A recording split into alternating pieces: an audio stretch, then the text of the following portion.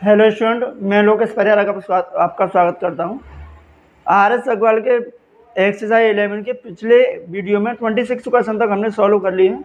आज 27 क्वेश्चन से आगे सॉल्व करते हैं और जो भी क्वेश्चन शेष हैं आज उन्हें पूरा करने की कोशिश करेंगे, पूरा इसी वीडियो में क्लियर हो जाए। तो 27 क्वेश्चन है दिया हुआ आपका, if 3x equal to cosec theta and 3/x equal to cot theta, find the value of 3x² minus 1/x², bracket में लिखा हुआ है। इसकी वैल्यू हमें फाइंड करनी है, ठीक है। तो जिसकी वैल्यू फाइंड करनी है उसको ही लिख लेते हैं,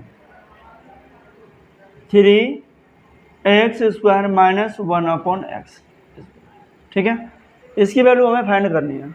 अब यहाँ क्या कर सकते हैं कि इसको हम 9/3x² माइनस 1/x² भी लिख सकते हैं, क्योंकि आप 3 से 9 को डिवाइड करोगे तो 3 मिलेगा और ये कि ये जो नंबर है वो जैसे जैसे हमें मिल जाएगा। तो हमें क्या चाहिए, हमें इस बिल्कुल सेम ऐसे ही है, इससे बहुत इजी और छोटा क्वेश्चन हो जाएगा। तो आपको क्या करना है, 9 का मल्टीप्लाई अंदर कर दीजिए, तो 1/3 9x² माइनस 9/x², ये हमें मिल गया, ठीक है।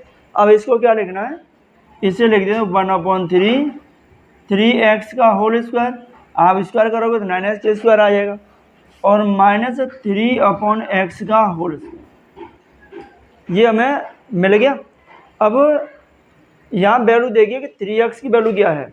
3x की वैल्यू हमें गिवन है कोसेक थीटा, और 3/x की वैल्यू भी हमें गिवन है क्या, कॉट थीटा।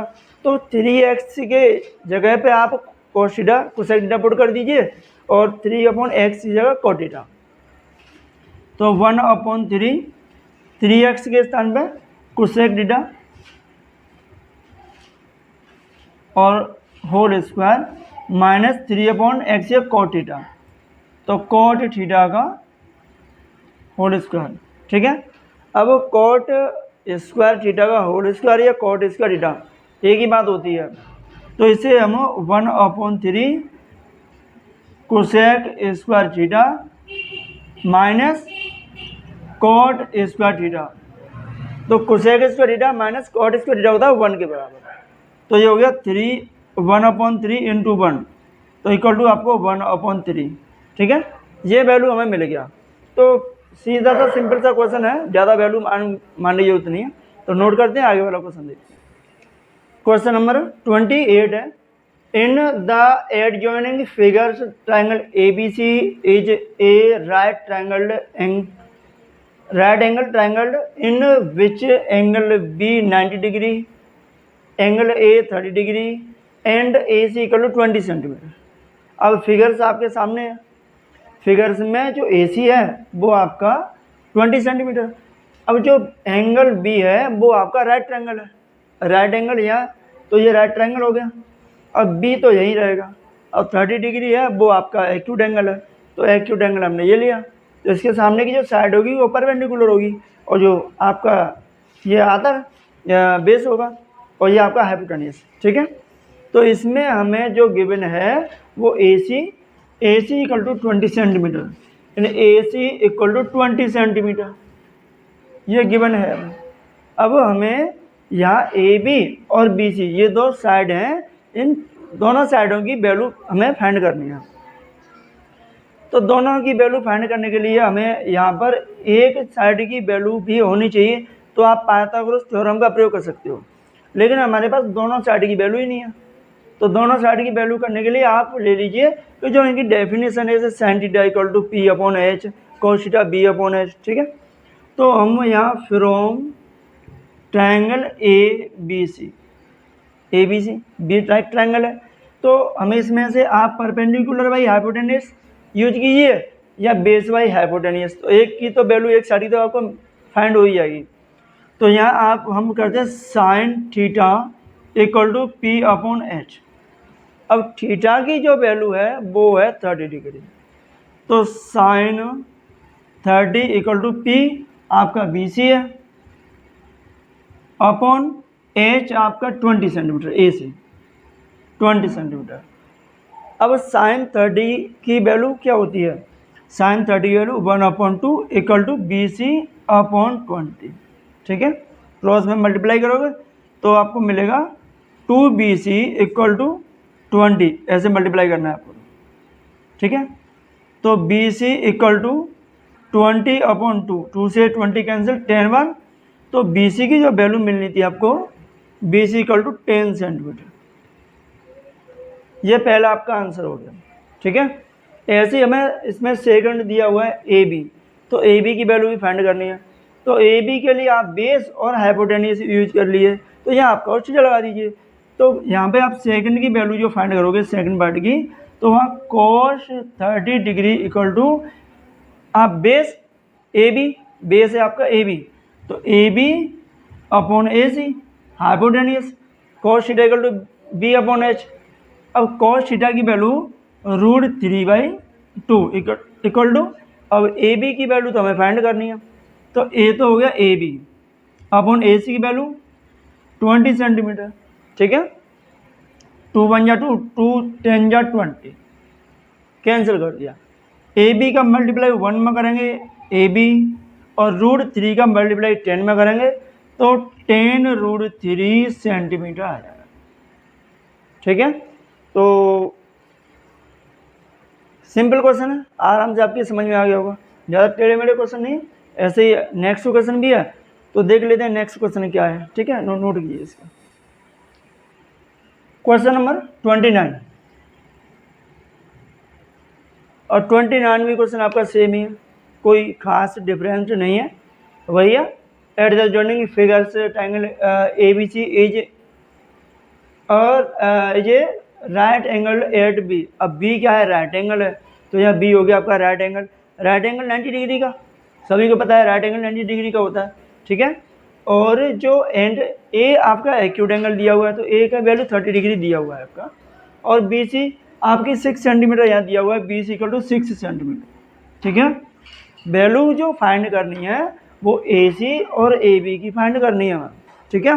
दो ऑप्शन दिए इसमें, AB और AC, दोनों वैल्यू फाइंड करनी है, दोनों वैल्यू फाइंड कर लो। अब हमारे पास परपेंडिकुलर दिया हुआ है, एक्यूट एंगल के सामने की जो साइड होती है वो होती है परपेंडिकुलर, ठीक है। तो ये हो गया परपेंडिकुलर और ये हो गया बेस। तो परपेंडिकुलर बाई बेस क्या लिखते हैं, tan थीटा, ठीक है।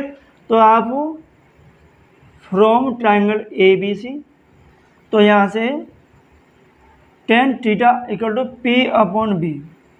P परपेंडिकुलर क्या है, BC की जो वैल्यू है वो है 6 सेंटीमीटर, या लिख लीजिए ऐसे। जो tan थीटा की वैल्यू आप रखोगे कितनी, 30 डिग्री। P क्या है, BC, और B क्या है आपका AB, ठीक है। बेस आपका यहाँ B से मतलब एंगल नहीं है, B से मतलब है बेस, आपका जो बेस है ना। अब tan 30 डिग्री की value 1 upon √3 equal to BC की वैल्यू आपकी 6 सेंटीमीटर दिया हुआ है, 6 सेंटीमीटर अपॉन AB। तो यहाँ से आप क्रॉस में मल्टीप्लाई कीजिए, तो AB इक्वल टू मिलेगा 6 सेंटीमीटर, 6√3 सेंटीमीटर। और 6√3 इसलिए मिलेगा कि ये तो संख्या ये नंबर है वो रूट में, और ये नंबर 6 है, यानी इसमें आपको निकालने के लिए स्क्वायर रूट निकालना पड़ेगा। तो 3 तो किसी का भी स्क्वायर रूट है नहीं, इसलिए ऐसे ही रहेगा, ठीक है। तो आपका आंसर यही है, कोई दिक्कत नहीं है। और अब हमें AC की वैल्यू हमें फाइंड करनी है, तो यही आप ले लीजिए, सेकंड पॉइंट पे दिया है, ये आपका फर्स्ट पॉइंट हो गया। सेकंड पॉइंट पे आप यहाँ से वैल्यू लगा लीजिए, हमें ये वैल्यू मिल गया आपका, और या यहाँ से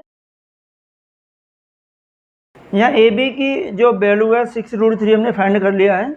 अब हमें AC की वैल्यू फाइंड करनी है। AC की वैल्यू फाइंड करने के लिए क्या करना है, sin theta P upon H। तो P की वैल्यू यानी परपेंडिकुलर तो है ही, हाइपोटेन्यूज हमें फाइंड करना है। तो यहाँ से आप सेकंड जो क्वेश्चन है AC की वैल्यू फाइंड करने के लिए हम sin 30 डिग्री यूज करते हैं। थीटा की वैल्यू है 30 डिग्री, sin 30, तो क्या होगा P अपॉन H, या P की जगह लिख लीजिए आप BC अपॉन AC। इसकी वैल्यू 1/2, sin 30 डिग्री की वैल्यू 1/2, और यहाँ जो ABC है वो आपका 6 अपॉन AC, तो फाइंड करना ही करना है, मल्टीप्लाई कर दीजिए। तो ए सी इक्वल टू मिलेगा 12 सेंटीमीटर। ठीक है, तो ए सी की लेंथ जो है वो 12 सेंटीमीटर है और ए बी की जो लेंथ आ रही है वो 6√3 सेंटीमीटर आ रही है और हमें यही फाइंड करनी थी। ठीक है, देखते हैं क्वेश्चन नंबर 30 है, 30 क्वेश्चन है। वही का वही क्वेश्चन है, बस थोड़ा सा जो वैल्यू है वो चेंज कर दिया है। यानी आपका जो ए एंगल था वो 45 डिग्री हो गया और जो ए सी साइड है वो 3√2 सेंटीमीटर है। तो हमें ए बी और बी सी फाइंड करनी है इनकी वैल्यू। तो हमें क्या करना है कि वही जो वहाँ लेना था, हमने यहाँ से साइन थीटा या कॉस थीटा दोनों से वैल्यू आराम से फाइंड कर सकते हैं। तो यहाँ से आप करोगे from triangle A B C आपका राइट ट्राइंगल है। ठीक है, तो साइन थीटा आप यूज कर लीजिए पहले। तो क्या होता है पी अपॉन एच, थीटा की वैल्यू आपको 45 डिग्री पुट करनी है, तो साइन 45 डिग्री, पी की वैल्यू आपका बी सी अपॉन एच है आपका 3√2। जो पी है परपेंडिकुलर वो क्या है बी सी है और ए सी आपका हाइपोटेनियस है, उसकी वैल्यू यहाँ 3√2 रख लिया है। वो साइन 45 डिग्री की वैल्यू आपकी 1/√2 equal to B C upon 3√2। ठीक है, तो मल्टीप्लाई करेंगे यहाँ से, तो √2 बी सी इक्वल टू 3√2, तो बी सी इक्वल टू क्या मिलेगा 3√2 अपॉन √2। ठीक है, अब √2 से √2 कैंसिल हो जाएगा क्योंकि 3 का √2 का मल्टीप्लाई करेंगे तो 3√2 आ जाएगा। ठीक है, इससे ये कैंसिल। तो बी सी की जो वैल्यू है वो हमें फाइंड हो रही है 3 सेंटीमीटर। तो जो बी सी साइड है उसकी वैल्यू हमें 3 सेंटीमीटर मिल गया। अब हमें ए बी फाइंड करना है, तो सेकंड में हम यूज करेंगे यहाँ कॉस 45 डिग्री, क्योंकि cos theta equal to B upon H, base by hypotenuse. तो बेस है आपका ए बी और हाइपोटेनियस है आपका ए सी। ठीक है, तो कॉस 45 डिग्री की value 1/√2 equal to A B upon A C की वैल्यू 3√2। तो आप ऐसे कैलकुलेशन करके कैंसिल कर दिए, √2 से √2 1 बार कैंसिल कर दिए, एक ही बात है वो। तो यह आगे भी यही होगा। तो आप मल्टीप्लाई कीजिए, ए बी का मल्टीप्लाई 1 में ए बी और 3 का 1 में 3 सेंटीमीटर। तो हमारे दोनों आंसर यही आ रहे हैं, बी सी 3 सेंटीमीटर और ए बी का भी 3 सेंटीमीटर ही आ रहा है। ठीक है, तीनों 29, 28, 29 और ये 30 तीनों क्वेश्चन एक ही कैटेगरी के हैं। सिंपल से क्वेश्चन है, समझ में अच्छी तरीके से आए होंगे। और अब लास्ट वाला क्वेश्चन और देखते हैं। क्वेश्चन नंबर इसका एक्सरसाइज का लास्ट क्वेश्चन है 31। इसमें हमें वैल्यू जो फाइंड करनी है वो एक्स की वैल्यू फाइंड करनी है और इसमें अभी आपके 2 क्वेश्चन दिए हुए हैं। तो दोनों क्वेश्चन में कुछ खास नहीं है, बस टेबल से वैल्यू उठा के रख दीजिए और काम खत्म पूरा, कुछ भी टेंशन नहीं लेना। एक्स tan 45 डिग्री की वैल्यू आप सबको पता है कितनी होती है, 1 होती है। तो 1 इंटू कॉस 60 की वैल्यू क्या होती है 1/√3। तो 1/√3 इक्वल टू साइन 30 डिग्री की वैल्यू 1/2 इंटू, अब यहाँ हम निकालते हैं कोसेक 60 डिग्री की वैल्यू। तो कोसेक 60 डिग्री की वैल्यू होती है 2/√3। ठीक है, 2 से 2 कैंसिल, इनका मल्टीप्लाई करना था x/√3 इक्वल टू 1/√3। √3 से √3 कैंसिल, x इक्वल टू बन गया 1। देखो है क्या क्वेश्चन है, बिल्कुल बेकार, सवाल ही करा रहा है कि बेईमानी करा रहा है पता नहीं चल रहा। ठीक है, अगला क्वेश्चन ये भी देखते हैं, ये भी ऐसे ही है। 2 कोसेक 30 डिग्री की साइन 30 की वैल्यू को उल्टा कर दीजिए, कितना होगा 2, तो इसका क्या हो जाएगा 2, तो 2 का स्क्वायर। ठीक है, प्लस एक्स और साइन 60 डिग्री की वैल्यू √3/2। तो यहाँ √3/2 का square minus 3/4 into tan 30 degree की वैल्यू 1/√3 और इसका स्क्वायर कर दीजिए, 1/√3 का स्क्वायर इक्वल टू 10। ठीक है, तो 2 इंटू इसका 2 का स्क्वायर 4 और यहाँ प्लस एक्स इंटू 3/4। √3 का स्क्वायर करोगे तो 3 और 2 का स्क्वायर करोगे तो 4, माइनस 3/4 इंटू 1/3। 1/√3 का स्क्वायर 1/3 और ये आपका 10। ठीक है, तो 3 से 3 कैंसिल, काम खत्म। यहाँ तो कैंसिल होने वाला है नहीं, तो ये आपका यहाँ से मल्टीप्लाई 3x/4 या 2 4 या 8, 8 को आप बाहर निकाल लीजिए, ये पॉजिटिव है आपकी नेगेटिव हो जाएगी, तो ये हो गया हमारा 10 - 8 और यहाँ 1/4 बचता है माइनस का, तो उसको भी बाहर निकालो तो ये हो जाएगा पॉजिटिव, तो मिलेगा 1/4। ठीक है, ये मल्टीप्लाई करके यहाँ लिख दिया, तो 3x/4 इक्वल टू 10 में से आप 8 घटाओगे माइनस करोगे तो 2 प्लस 1/4 इक्वल टू 1, यानी उसके अपॉन में 1, तो 3x/4 इक्वल टू एलसीएम 4, तो 4 2 या 8 प्लस 1, 4 से 4 कैंसिल, क्या मिला 3x इक्वल टू आपको मिलेगा कितना 9, 8 में आप 1 प्लस कर दीजिए 9 हो गया, तो x इक्वल टू 9/3, 3 से कैंसिल 3 बार, तो x की वैल्यू हमें मिल रही है यहाँ से 3 और ये मिल गया आपका। बहुत इजी क्वेश्चन, ठीक है, कोई प्रॉब्लम नहीं आनी चाहिए ऐसे क्वेश्चनों में। तो कैलकुलेशन जो फ्रैक्शन है, ऐड, सम, मल्टीप्लाई और डिवाइड, ये फ्रैक्शन तो आपको बहुत अच्छी तरीके से आनी चाहिए। तो इन क्वेश्चन में कुछ भी नहीं है, समझ लो कि क्वेश्चन ही बेईमानी करा रहे हैं हमसे। ठीक है, तो आई नो आपकी समझ में आया होगा क्वेश्चन, सारे क्वेश्चन आए हो। तो वीडियो अगर अच्छा लगा तो लाइक करें और शेयर करके सब्सक्राइब करना ना भूलें, चैनल को सब्सक्राइब जरूर करें।